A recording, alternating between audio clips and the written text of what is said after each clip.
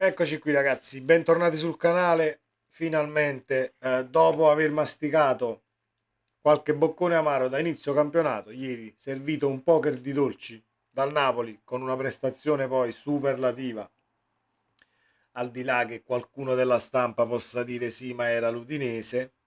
L'Udinese finora era sempre stata una squadra pericolosa, al di là dei punti non raccolti, ma comunque ha rotto le scatole a livello difensivo. Ha un bel po' di formazioni.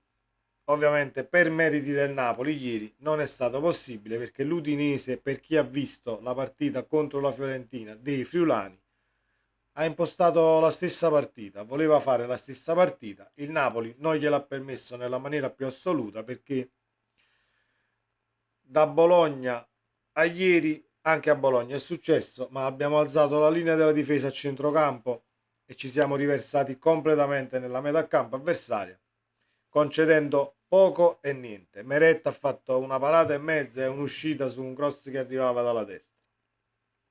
Questo è stato tutto il lavoro al quale si è dovuto dedicare il nostro estremo difensore. Ne parliamo in questo video e andiamo ad analizzare le situazioni durante la partita, perché è stata la partita perfetta, è stata la prestazione che ci voleva per ritornare in carreggiata, soprattutto con la mente.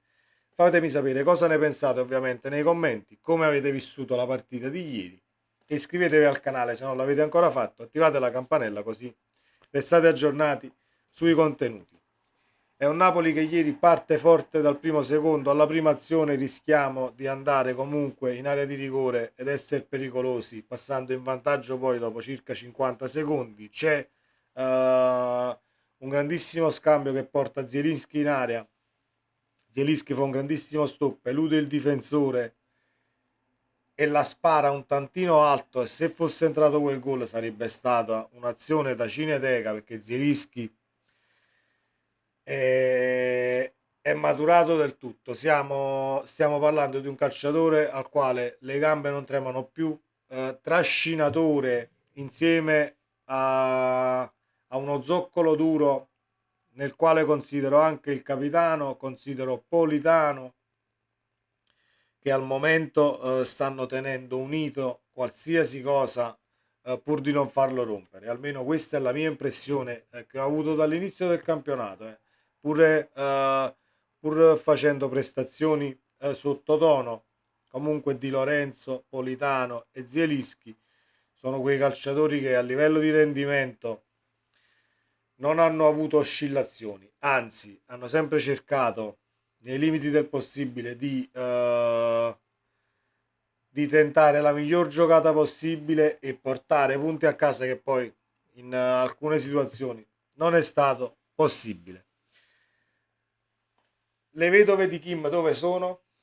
Dove sono le vedove di Kim? Perché io ieri ho visto un Nathan con un senso della posizione senza sbagliare niente, colpo di testa, ci siamo con un piedino educatissimo sul lancio lungo e sul passaggio, si sbaglia ben poco, legge l'azione come si deve, tanto è vero che lo vediamo andare in sovrapposizione dietro a Mario Rui, poi ovviamente passato il centrocampo ti ritrovi sulla fascia da solo, sei sempre un difensore centrale, non sei un esterno che deve dribblare e sa dribblare, normale che ti incarti, però nella lettura di quell'azione ha ricevuto la palla da Mario Rui, quindi incamerati gli automatismi, con un po' di fiducia in più e un po' di sfrontatezza perché credo che sia un ragazzo timido, io lo vedo proprio pacatissimo anche in campo, non dice una parola, è efficace negli interventi, mi è piaciuto e non poco,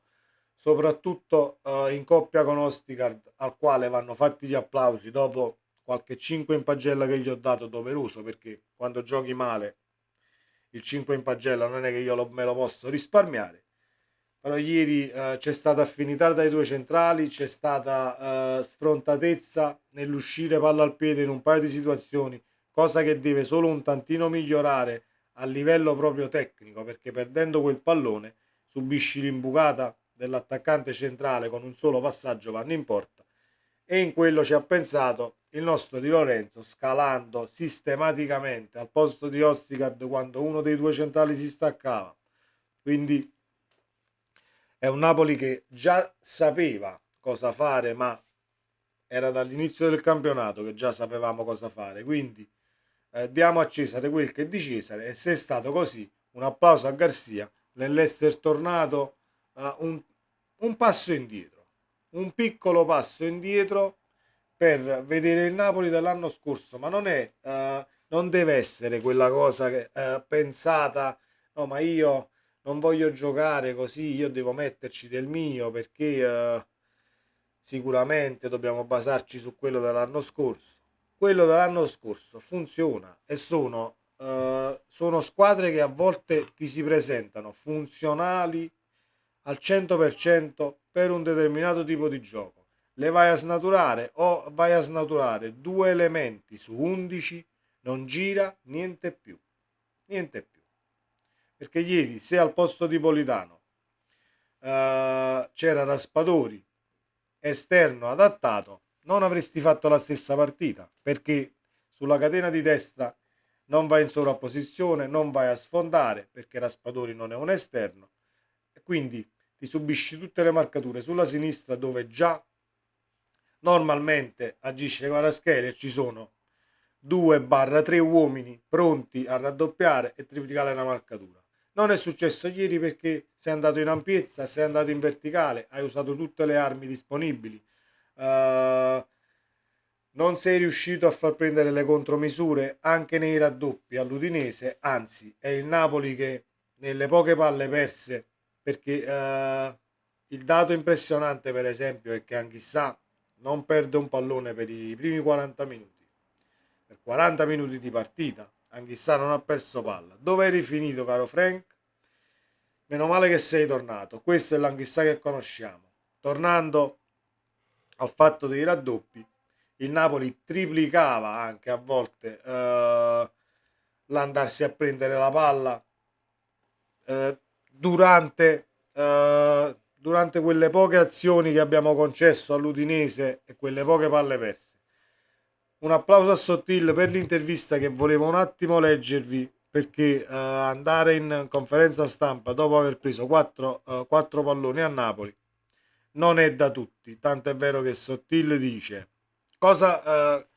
anche una cosa sul rigore, poi vi dico anche la mia, perché per me l'arbitraggio di ieri non è per niente sufficiente per determinate situazioni, per la situazione che vado ad analizzare adesso che ha detto Sottil, ma anche per la gestione di alcuni falli che devono essere fischiati da una parte e dall'altra. Non parlo di favoritismi per l'Udinese o per il Napoli, ma ci sono stati dei falli, si chiama il ponte, quando un calciatore si mette così e l'altro che stacca gli va sopra la schiena e si rischia che ti capovolgi e va a finire con la testa per terra. Ecco perché nel regolamento è fallo quello lì, per la pericolosità dell'intervento e per ciò che ne può scaturire, ma ieri l'arbitro sembrava non vederli, alcune situazioni da rivedere assolutamente. Sottilla ha detto: le difficoltà della partita le conoscevamo, non abbiamo iniziato male. Non sto qui nemmeno a fare polemica sul rigore, il Napoli ha strameritato. Dobbiamo archiviare velocemente e pensare al Genoa. Però sul rigore, è qua che volevo un attimo dire la mia, se l'arbitro non lo ritiene rigore, il VAR non dovrebbe intervenire. Da regolamento dovrebbe essere così. Però il Napoli è stato abbastanza intelligente da mettersi a mo' di challenge chiamato dalla panchina, nel senso che ha rallentato il gioco, si è quasi fermato, ha cercato di eh, richiamare l'attenzione dell'arbitro perché il rigore era solare e c'era, che poi andato a rivedere l'abbiamo trasformato con Zielinski, quindi anche da questo punto di vista decisione della squadra impeccabile, che se tu continui a giocare poi si perde quell'hype del momento, il rigore non lo vai a rivedere né tantomeno richiami l'attenzione del VAR, però da regolamento avrebbe ragione Sottile. Io in questo caso Non condivido il regolamento, ma né per il Napoli né per nessun'altra squadra. Se è rigore, ti fermi un attimo, non l'hai visto, vai al VAR e vai a vedere cosa è successo. Perché a velocità naturale, con tutto ciò che succede in area di rigore, molte cose te le puoi perdere. Quindi fermi e si va al VAR. Bene il Napoli che ha gestito quel pallone poi con la lentezza giusta, richiamando l'attenzione dell'arbitro. Nel primo tempo abbiamo avuto situazioni interessanti, dice Sottil, ma abbiamo commesso errori sui gol e non siamo più riusciti a rientrare in partita. In queste gare serve una cattiveria agonistica di gran lunga superiore. Mi aspettavo più cattiveria, più intensità da parte della mia squadra. Venivamo da una sconfitta immeritata contro la Fiorentina e i ragazzi erano vogliosi. Non siamo riusciti a mettere pressione al Napoli, la cui qualità è veramente alta. Tutto difficile però, ripeto, non c'è tanto da dire, c'è da stare lucidi e da preparare al meglio la sfida contro il Genoa. Applausi a Sottile per aver fatto i complimenti al Napoli, non si poteva fare altrimenti, ma non è scontato perché ci sono anche personaggi in Serie A che dopo una partita del genere eh, potevano anche andare nella sala conferenze e dire sì, però se non si sbloccava con il rigore, forse stavamo tenendo testa al Napoli, sì, quelle così se ne escono alcuni che non sanno poi a cosa si devono appendere. Li abbiamo visti l'anno scorso, li vedremo anche quest'anno nel corso della stagione. Arriveranno anche quelli, gli allenatori che non riescono a palesare la superiorità della squadra avversaria. Quindi ottimo anche da questo punto di vista. Io sono contentissimo della prestazione, anche se ho già il Lecce nel mirino. Non dobbiamo assolutamente sederci sugli allori per questo 4-1 perché un risultato largo potrebbe anche farti pensare ok, io sono tornato, ti ingigantisci, allarghi le spalle e poi arriva qualche partita storta e ritorni di nuovo sulla terra. Quindi testa a Lecce che gioca come si deve, squadra offensiva, squadra che però fa ben sperare nello svolgimento del match perché sono squadre che ti vengono comunque a prendere aperte e non troveremo assolutamente il Bologna, o meglio me lo auguro, dal punto di vista della difficoltà della partita. È fuori casa, Via del Mare non è uno stadio molto semplice dove andare a far punti. Abbiamo visto Juventus Lecce e il Lecce almeno doveva fare un altro pareggio per quello che abbiamo visto in campo con il gol della Juve che a detta di Calvarese, eccolo qua, ce l'ho qui lo screen, Calvarese sul gol di Milik, l'angolo non c'era e Rugani fa fallo di mano.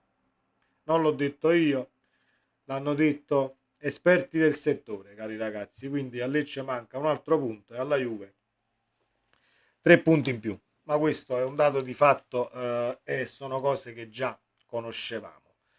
Non ho fatto le pagelle in questo video, ragazzi, perché le faccio quest'oggi in un altro video, altrimenti sarebbe venuto l'ennesimo video da 30 minuti e non voglio fare video troppo lunghi che possono